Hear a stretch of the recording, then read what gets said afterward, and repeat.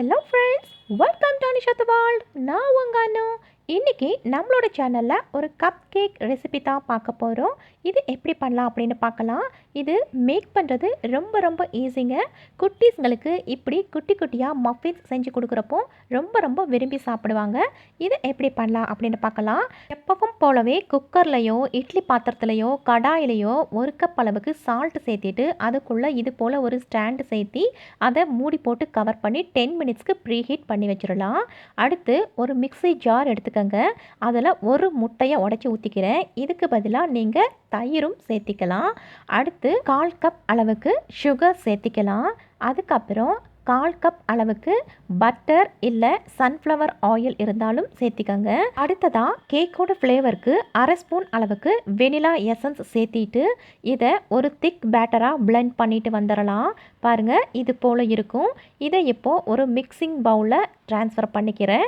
இது கூட சலிச்சிட்டு 1/2 கப் அளவுக்கு மைதா மாவு இல்லை கோதுமை மாவு ஆட் பண்ணிக்கோங்க. அப்புறம் 1/2 ஸ்பூன் அளவுக்கு பேக்கிங் பவுடரும் 1/4 ஸ்பூன் அளவுக்கு பேக்கிங் சோடாவும் ஒரு பிஞ்ச் ஆஃப் உப்பும் சேர்த்திட்டு இது எல்லாத்தையும் இப்போது நல்லா இப்படி ஒரு மிக்சிங் கொடுத்துடலாம். இது ஒரு திக்கான கன்சிஸ்டன்சிக்கு வரும். அப்படி ஓரளவுக்கு திக்காக இருக்கிறது போல் இருந்தால் அதுக்கப்புறமா நாம் இது கூட 1/4 கப் அளவுக்கு காய்ச்சி ஆறின பால் சேர்த்திட்டு அதுக்கப்புறம் நாம் மிக்ஸ் பண்ணிக்கலாம். பால் கொஞ்சம் கொஞ்சமாக சேர்த்திட்டு அதுக்கப்புறம் நீங்கள் மிக்ஸ் பண்ணுங்கள். ரொம்பவும் சேர்த்திட வேண்டாம். ஒரு திக்கான பேட்டர் தான் நம்மளுக்கு வேணும்.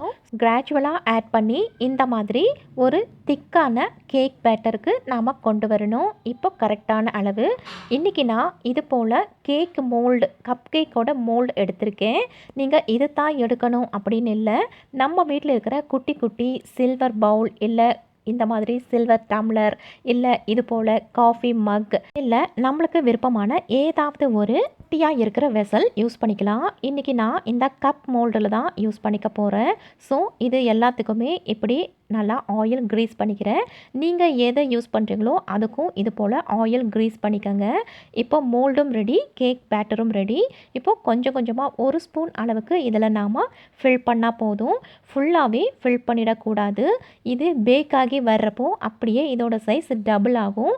ஸோ பாதி அளவுக்கு இந்த மாதிரி ஊற்றிட்டு லைட்டாக இது போல் 2 தடவை டேப் பண்ணி விட்டுருங்க.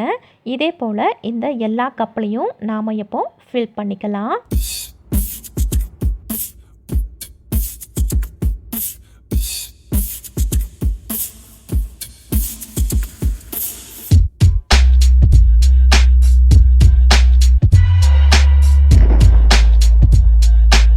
அவ்வளோதான். எல்லாத்தையும் ஊற்றிட்டு ஏர் பபிள்ஸ் வராமல் இருக்க இந்த மாதிரி 2 தடவை டேப் பண்ணி விட்டுட்டு மேலே ஒரு டெக்கரேஷனுக்காக ட்ரை ஃப்ரூட்ஸோ இல்லை ட்ரை நட்ஸோ இல்லை சாக்லேட் சிப்ஸோ இந்த மாதிரி எது இருந்தாலும் அதை ஆட் பண்ணிக்கோங்க.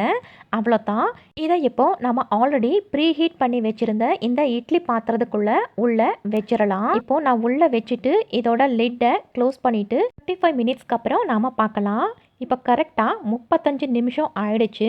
ஓப்பன் பண்ணிவிட்டு ஒரு ஸ்ட்ரீக்னால் இந்த மாதிரி நடுவில் நீங்கள் குத்தி பார்த்தீங்கன்னா ஒட்டாமல் வந்துச்சுன்னா இது போலவே செம்மையாக பர்ஃபெக்டான நம்மளுக்கு ஒரு கப் கேக் கிடைச்சிரும்.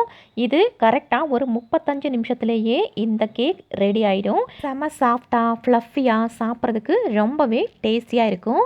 இது வெனிலா கப் கேக் அப்படின்னு சொல்லலாம், இல்லை குயின் கேக் அப்படின்னும் சொல்லுவாங்க, இல்லை குட்டி குட்டி மஃபின்ஸ் அப்படின்னும் சொல்லுவாங்க. ஸோ இதே போலவே வீட்டில் ட்ரை பண்ணி குட்டீஸ்களுக்கு கொடுங்க. அப்புறம் இந்த சேனலை பார்த்துட்ருக்கிற ஃப்ரெண்ட்ஸ் இன்னும் நம்மளுடைய சேனலை சப்ஸ்கிரைப் பண்ணாமல் பார்த்துட்டு இருந்தீங்கன்னா ஸோ ப்ளீஸ் கீழே இருக்கிற சப்ஸ்கிரைப் பட்டனை ப்ரெஸ் பண்ணிவிட்டு கூடவே அந்த பெல் பட்டனும் ப்ரெஸ் பண்ணுங்கள்.